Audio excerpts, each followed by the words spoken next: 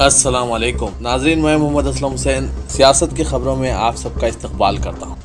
कांग्रेस की उबूरी सदर सोनिया गांधी और कांग्रेस के सीनियर लीडर मल्लिकार्जुन खड़गे ने आज इतवार की सुबह 2 अक्टूबर को गांधी जयंती पर राजघाट पर महात्मा गांधी को खिराज अकीदत पेश किया। कांग्रेस के रुकने पार्लियामेंट राहुल गांधी ने भी पार्टी कायदीन के साथ मैसूर के बदनवालों में महात्मा गांधी की 153वीं यौम पैदाइश के मौके पर एक प्रोग्राम में शिरकत की। यहाँ राहुल ने महात्मा गांधी को खिराज अकीदत पेश किया। वाज़ेह के राहुल गांधी इन दिनों कांग्रेस की भारत जोड़ो यात्रा पर है और वो कर्नाटक में है। आज 2 अक्टूबर महात्मा गांधी की यौम पैदाइश पर वज़ीर-ए-आज़म नरेंद्र मोदी, सदर द्रौपदी मुर्मू, मरकजी वज़ीर नितिन गडकरी और उत्तर प्रदेश के वज़ीर-ए-आला योगी आदित्यनाथ समेत कई रहनुमाओं ने इन्हें खिराज अकीदत पेश किया। इसके अलावा कायदीन ने साबिक़ वज़ीर-ए-आज़म लाल बहादुर शास्त्री के यौम पैदाइश पर भी इन्हें याद किया है। वज़ीर-ए-आज़म नरेंद्र मोदी ने ट्वीट किया, गांधी जयंती पर महात्मा गांधी को खिराज अकीदत। ये गांधी जयंती बहुत ज़्यादा ख़ास है क्योंकि हिंदुस्तान आज़ादी का अमृत का त्यौहार मना रहा है। मैं आप सबसे भी गुजारिश करता हूं कि गांधी जी को खिराज तहसीन पेश करते हुए खादी और दस्तकारी की मसनूआत खरीदें। वज़ीर-ए-आज़म मोदी ने साबिक़ वज़ीर-ए-आज़म लाल बहादुर शास्त्री को इनकी यौम पैदाइश पर याद करते हुए इन्हें खिराज अकीदत पेश किया। उन्होंने ट्वीट किया, लाल बहादुर शास्त्री जी को इनकी सादगी और बेहतरीन फैसला साज के लिए पूरे हिंदुस्तान में सराहा जाता है। इस अहम और मुश्किल वक्त में इनकी क़यादत को हमारी तारीख में हमेशा याद रखा जाएगा। इनके यौम पैदाइश पर इन्हें खिराज अकीदत पेश करता हूँ। वज़ीर-ए-आज़म नरेंद्र मोदी ने आज इतवार को अमेरिकी सदर जो बाइडन को समंदरी तूफान अयान की वजह से हुए जानों के ज़ाया और तबाही पर अपने मुखलिसाना ताज़ियत और दिली हमदर्दी पेश की। वज़ीर-ए-आज़म नरेंद्र मोदी ने आज सुबह ट्वीट किया, मेरी मुखलिसाना ताज़ियत और दिली हमदर्दी कीमती जानों के ज़ाया और समंदरी तूफान अयान की वजह से हुए तबाही पर अमेरिकी शहरियों से है। हमारे ख्यालात इस मुश्किल वक्त में अमेरिकी लोगों के साथ हैं। सुप्रीम कोर्ट ने मुल्क में यकसा सिविल कोड के निफाज के लिए दाखिल की गई एक अर्जी को लॉ कमीशन ऑफ इंडिया की रिपोर्ट का हवाला देते हुए खारिज कर दिया, जिसमें कहा गया है कि मुल्क में फिलहाल यकसा सिविल कोड की जरूरत नहीं है। Chief justice of India U U Lalit और जस्टिस जेपी पारदीवाला ने अपने ज़बानी मुशाहिदात में ये बातें कही और अर्जी गुजार अनूप बर्नवाल की पिटीशन पर सुनवाई से इनकार कर दिया, जिसके बाद उन्होंने इसे वापस ले लिया। मेटा कंपनी की मिल्कियत व्हाट्सएप ने आज कहा कि उसने नए आईटी क़वायद 2021 की मुताबिकत में अगस्त में हिंदुस्तान में ज़्यादा 23 लाख अकाउंट्स पर पाबंदी लगा दी है। मैसेजिंग प्लेटफॉर्म के हिंदुस्तान में तकरीबन 500 मिलियन सारिफिन हैं। उसे अगस्त में हिंदुस्तान से 598 शिकायत मौसूल हुई थी और 27 रिकॉर्ड्स पर कार्रवाई की गई। कंपनी के एक तर्जुमान ने बताया कि गुज़श्ता सालों के दौरान हमने मुसलसल आर्टिफिशियल इंटेलिजेंस और दीगर असली टेक्नोलॉजी में सरमायाकारी की है ताकि सारिफिन को अपने प्लेटफॉर्म पर महफूज रख सकें।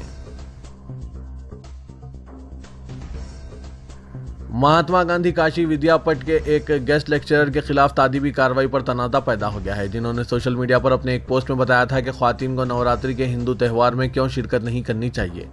पॉलिटिकल साइंस डिपार्टमेंट के guest lecturer doctor Mithilesh Kumar Gautam को खिदमत से बरतरफ कर दिया गया और कैंपस में इनके दाखिले पर भी पाबंदी लगा दी गई।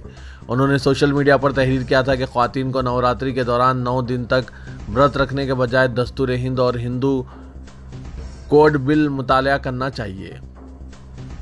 बाज़ तलबा ने इनके खिलाफ इक़दाम की हिमायत की और कहा कि यह हक़ बजानिब है, जबकि दीगर ने इल्ज़ाम आयद किया कि दलित होने की वजह से इन्हें निशाना बनाया गया।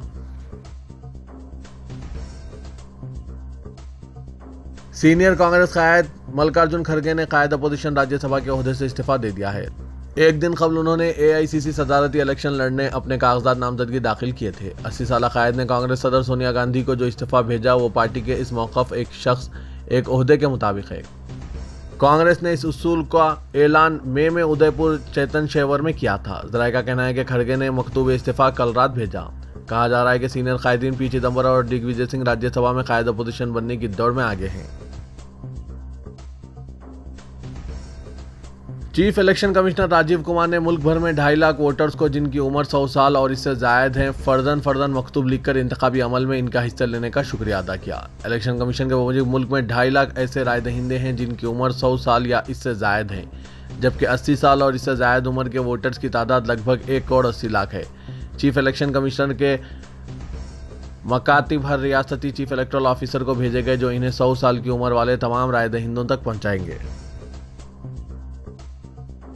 वज़ीर-ए-आज़म नरेंद्र मोदी ने हफ्ते को 5G टेलीफोनी खिदमात का आगाज़ किया, जिसके जरिए मोबाइल फ़ोन पर इंतहाई तेज़ रफ्तार इंटरनेट फराहम होगा। उन्होंने कहा कि ये एक नए दौर की शुरुआत है और इससे लामहदूद मौके पेश होते हैं।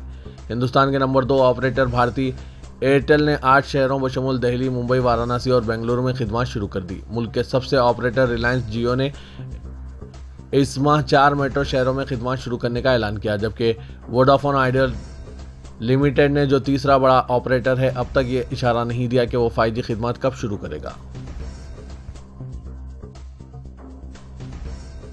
मरकजी वज़ीर दाखिला अमित शाह 4 अक्टूबर को 2 रोज़ा दौरे पर जम्मू कश्मीर पहुंचेंगे, जिस दौरान वो राजौरी और बारामूला में 2 अवामी रैलियों से खिताब के अलावा श्रीनगर में सिक्योरिटी सूरत-ए-हाल का एक आला सतही मीटिंग के दौरान जायजा लेंगे। सरकारी ज़राए ने दौरे की तफसीलात फराहम करते हुए बताया कि 4 अक्टूबर के रोज़ वज़ीर दाखिला अमित शाह जम्मू वारिद होंगे। उन्होंने कहा कि 4 अक्टूबर को वज़ीर दाखिला अमित शाह राजौरी में अवामी जलसे से खिताब के बाद मुतअद्दिद तामीराती प्रोजेक्टों का संग बुनियाद रखेंगे, जबकि सुबह के औकात में वो माता विष्णु देवी मंदिर पर भी हाजिरी देंगे।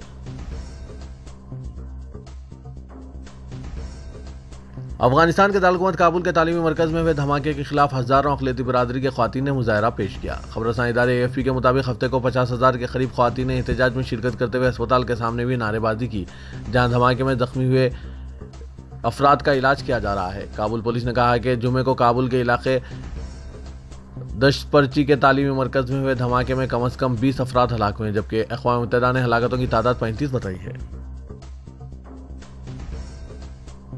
तेलंगाना प्रदेश कांग्रेस कमेटी ने हैदराबाद में राहुल गांधी की भारत जोड़ो यात्रा के रूट मैप में तब्दीली की है। पहले तैयारशुदा शेड्यूल आउटर रिंग रोड के बजाय जू पार्क, चारमीनार, गांधी भवन, लकड़ी का पुल, पठान चेरू से गुजरते हुए पदयात्रा जिला संगारेड्डी में दाखिल हो जाएगी। इस तरह का ताज़ा रूट मैप तैयार किया गया है। 24 अक्टूबर को तेलंगाना में राहुल गांधी की पदयात्रा दाखिल होगी। AICC की जानिब से तैयार करदा रूट मैप के मुताबिक तेलंगाना में 355 किलोमीटर तक राहुल गांधी की पदयात्रा का प्लान तैयार किया गया है।